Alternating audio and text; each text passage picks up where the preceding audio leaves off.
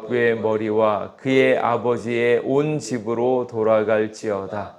또 요압의 집에서 백탁병자나 나병 환자나 지팡이를 의지하는 자나 칼에 죽는 자나 양식이 떨어진 자가 끊어지지 아니할지로다 하니라. 함께 읽겠습니다. 요압과 그의 동생 아비새가 아브넬을 죽인 것은 그가 기브온 전쟁에서 자기 동생 아사엘을 죽인 까닭이었더라. 아멘. 예. 오늘 이 말씀을 통해서 하나님의 뜻이 어디에 있는가 하는 것을 다시 한번 정확하게 깨닫는 시간이 되기를 바랍니다. 오늘은 이 통일 왕국을 향한 평화로운 그 여정 가운데 정말로 찬물을 끼얹는 참혹한 살인 사건이 나타납니다. 다윗이 하나님의 뜻을 받잡고 마음에 이렇게 가로막는 것이나 얹힌 것이 왜 없겠습니까마는 하나님의 나라, 평화롭고 하나님의 뜻대로 되어지는 나라를 위하여서 이렇게 한 걸음 나아가고 있었는데, 그래서 오늘에 있는 이 아브넬과 언약을 맺고 통일 왕국을 만들려고 애를 쓰고 있는데, 그 가운데 지금 요압이 사사로운 복수심과 정치적 야망 때문에 그 일을 이렇게 망가뜨리고 있는 그 일이 오늘 나옵니다. 요압은 뛰어난 장군이지만 그의 마음 가운데 동생 아사엘을 죽인 이 아브넬을 향한 증오가 가득 찼습니다. 하나님께서 새로운 역사, 새로운 은혜를 향하여 앞으로 나아가야 되는데, 지금 요압이 가지고 있었던 것은 그 인생의 덫이요. 가족을 잃어버린 그 슬픔과 아픔, 그리고 스스로 생각할 때는 억울하게 죽은 것 같은 이 아사엘, 그 아사엘 동생에 대한 그 마음 때문에, 그리고 그 아사엘을 죽인 그 요압, 그를 미워하는 그 마음에 그 인생의 덫에 딱 지금 갇혀져 있습니다. 그리고 이 일이 어디서 일어났는가? 평화의 성읍인 헤브론에서 나타났다라는 거예요. 왜 그렇습니까? 헤브론은 하나님께서 정해 놓으신 도피성입니다. 억울하게 죽은 사람이 와서 목숨을 살려주고 하나님의 용서와 자비를 베풀어야 할 그 자리인 이 하나님의 약속한 그 도성이 이렇게 거짓말과 이렇게 속임수로 말미암아서 피를 흘리는 그런 장소가 되었다라는 것, 이게 얼마나 안타까운 현실인지 모릅니다. 27절하고 30절 말씀에 보면 계속적으로 요압이 이 일을 벌인 이유가 자기의 동생 아사엘의 피로 말미암아 이렇게 두 번이나 이렇게 밝히고 있습니다. 그러니까 과거 기브온 전투에서 이 동생 아사엘이 죽임을 당했던 그 개인적인 그 원한이 눈을 멀게 하는 겁니다. 그리고 원수를 갚으려고 하고 있었던 당시에 그런 방식들이 여기서 헤브론에서는 멈춰져야 되는데 그렇게 하지 않고 그 개인적인 원한이 계속 되어지고 있는, 그러니까 그 아사엘 동생을 잃어버리고 난 다음에 있었던 요압의 마음은 다른 것이 아니라 그 복수심, 그리고 억울함, 그리고 그것을 어떻게 해결할까 하는 그 개인적인 원한의 감옥 안에서 계속 살고 있었죠. 그러니까 마음속 깊은 곳에 그 복수하고 싶어 하고 있는 그 마음이요. 원수 갚는 것은 누구에게 있다고요? 하나님께 있는데 하나님께 올려드리지 못하고 자기가 그 일들을 감당하려고 했던 거고, 또 한 가지 더 생각을 해보면 요압이 이런 일을 벌였던 것은 무엇인가 하면 아브넬의 위치입니다. 다윗에게 있어서는 요압이 있고 사울에게 있어서는 정말로 대장군인 아브넬이 있으니까 이렇게 통일 왕국이 되어졌을 때 그 2인자의 자리, 그 요압의 자리가 흔들릴 것 같아서 아브넬을 견제하는 의미에서 이렇게 야망, 자기 정치에 대한 권력을 잡고자 하는 그 야망 때문에 이런 일들이 계속되어지고 있는 겁니다. 그런데 이 일을 지금 다윗이 만들려고 하는 하나님의 나라, 통일된 신적 왕국을 세우려고 하고 있는 하나님의 그 구속 계획에 이 일이 방해가 되어진다라는 거예요.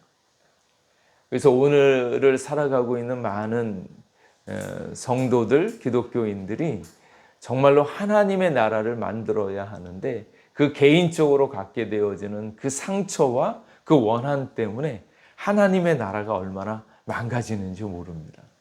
따지고 보면 살면서 억울한 일이 왜 없겠습니까? 쫓겨나가고 욕을 당하고 오해당하고 정말로 그 속 안에서 부글부글 끓지요. 그리고 내가 옳다라는 것을 증명하기 위해서 그것을 방해하고 있는 그 인간들의 여러 가지 속임수와 일들을 보면 정말로 억울한 마음이 불쑥불쑥 옵니다. 그래서 이렇게 쌓여 있는 그 마음을 보면 사람들을 만나면 뭐부터 얘기하겠어요? 마음에 꽉 차 있는 것부터 얘기해요. 억울하고 힘들고 남편에게 이해받지 못한 거, 남편에게 차별 이렇게 엉들림 당하고 얘기하게 되어 있고 아내한테 그랬던 것도 아내한테 잘못한 또 아내한테 서름 받은 거 그것도 얘기하게 되어 있고 아이들은 또 누구한테 엄마를 만나면 학교 친구들이 이렇게 했다는 거 다 얘기할 수밖에 없는데 그 원한이 하나님의 나라의 일을 망칠 수 있다는 것 그리고 그 일들이 합리적인 일이고 그럴 수밖에 없는 일이다라는 것을 아는데도 불구하고 이 하나님의 일들을 망칠 수가 있습니다. 하나님의 뜻이 아닐 수 있습니다. 그럼 이걸 어떻게 해야 합니까? 가장 중요한 것은 그 대상을 사람에게 하는 것이 아니고 하나님께 하는 거예요. 하나님, 복수나 심판과 보상의 주인이 누구시라고요? 하나님입니다. 하나님께 이것을 이야기하는 겁니다. 그리고 그 권한이 하나님께 있으므로 하나님께서 움직일 수 있도록 이 모든 일들을 하나님께 아랠 수 있기를. 하나님 내가 억울합니다. 섭섭합니다. 아팠습니다. 그거를 감당해주고 그것을 해결해 줄 수 있는 분이 누구신가? 하나님 한 분밖에 없습니다. 개인적인 원한, 억울함 없을 수 없죠. 있는 것을 없는 것으로 할 수 없습니다. 대신 그 있는 문제를 누구에게? 하나님에게 이야기하는 거예요. 내 마음을 알아주실 나의 억울함, 나의 속상함 다 알아주시고 위로해 주실 수 있는 분. 그리고 그 억울한 그 나쁜 놈의 그 나쁜 짓을, 그 죄악을 온전히 응보할 수 있는 분이 누구신가? 하나님 한 분밖에 없습니다. 그래서 그 원한과 억울함을 풀어낼 수 있는 가장 좋은 방법은 어디에 있는가?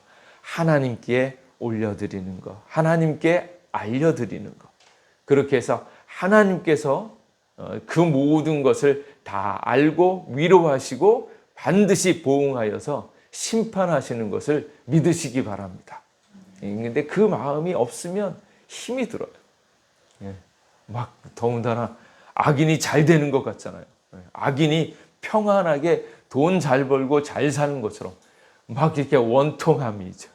어떻게 저런 인간이, 어떻게 저런 나쁜 인간이 하나님한테 잘못하면서도 저렇게 잘 될 수 있는가? 그것 때문에 너무 힘들잖아요. 근데 그렇게 이야기하잖아요. 가만히 둬라. 내가 몇 마디 해가지고 그 인간이 바뀔 것 같으면 그 인간이 얼마나 좋은 인간인지가 증명되어지는 거고 또 조금 나쁜 사람은 그러잖아요. 그래, 네가 하나님께서 기다려주시는 그 기간에도 그렇게 나쁘게 하지. 그래, 너 계속 나쁘게 살아라.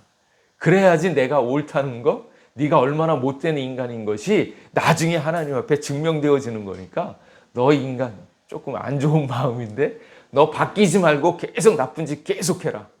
그래서 결국 하나님께서 그 나쁜 짓을 하나님께 정확하게 알아서 하나님이 처분하여 줄 거야. 그래서 그런 하나님께 온전히 맡겨드릴 수 있어야 됩니다.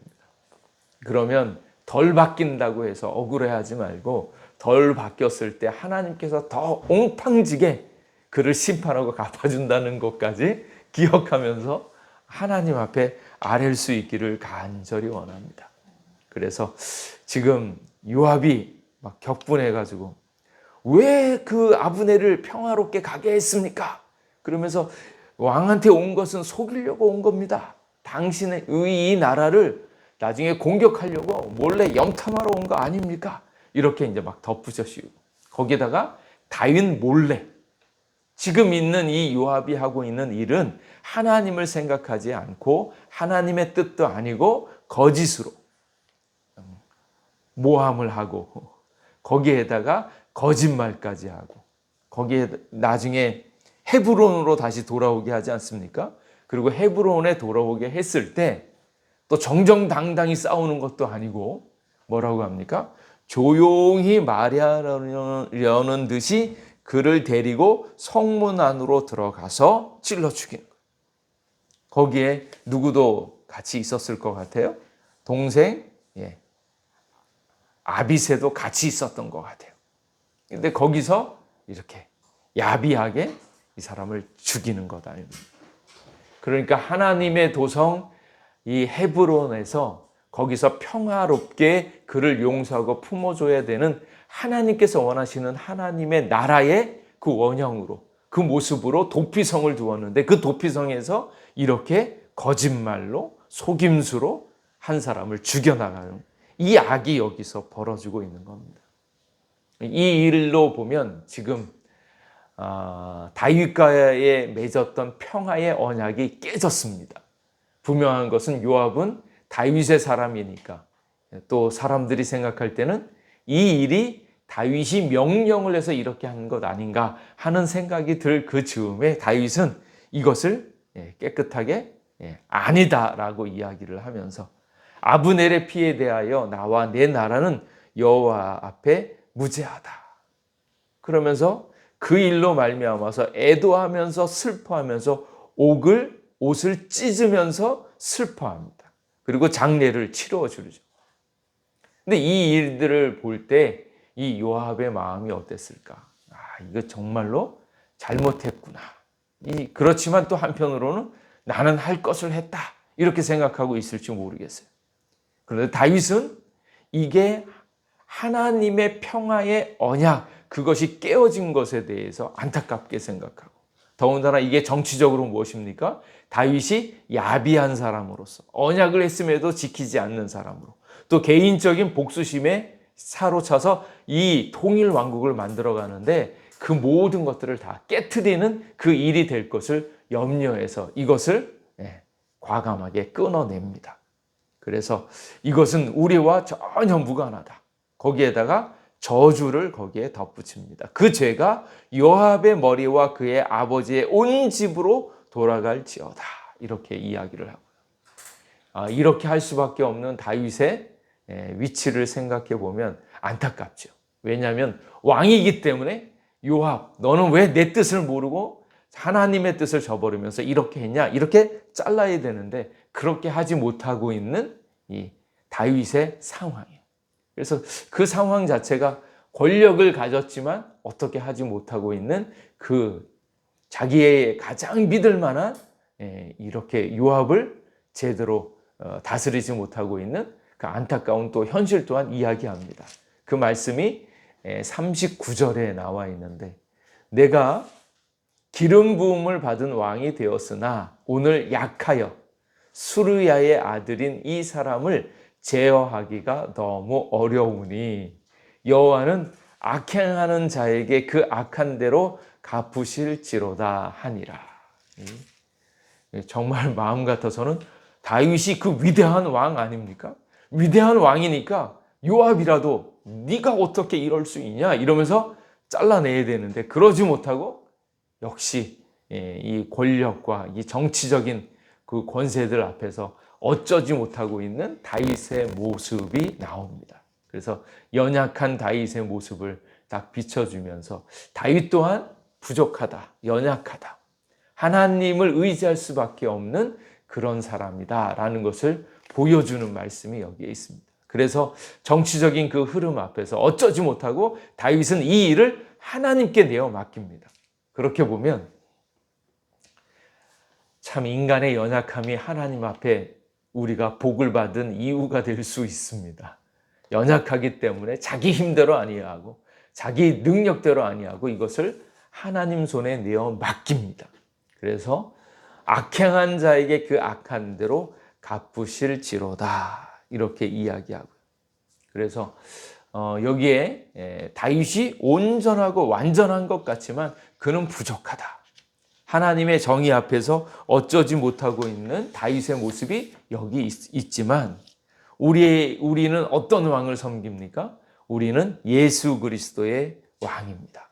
바로 진정한 왕이신 예수님을 바라볼 때 다윗은 기름 부음 받은 왕이지만 인간의 죄악과 혈기를 온전하게 다스리는 데 있어서는 한계가 있었지만 예수님께서는 이것을 완벽하게 다스립니다. 어떻게 다스립니까?